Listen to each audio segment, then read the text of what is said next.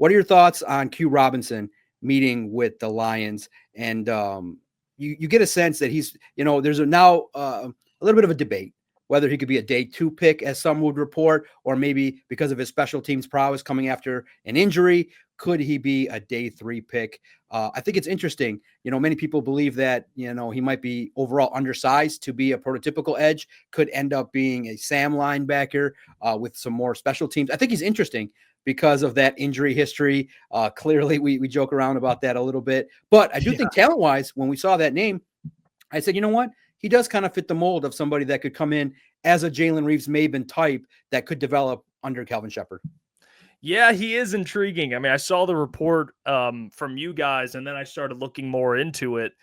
He was a 4-star prospect coming out. I know the size is kind of is like you brought up. It's like he's kind of a tweener where, like you said, he's big. He's 6'4", 6'5", but he's about 240. Probably got to up the weight a little bit to really play edge.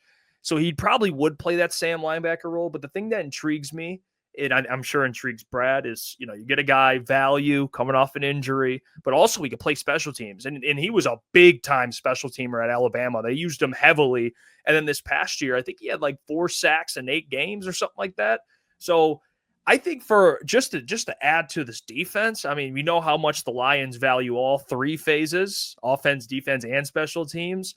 It seems like Q would be kind of a perfect mid to late round guy. Maybe if he does fall mid round, that you can go ahead and grab, and the Lions would just kind of figure it out. Like you said, you have Calvin Shepard now as defensive coordinator. Well, you've seen what he's done with linebackers. Imagine what he could do with a guy this big, playing special teams.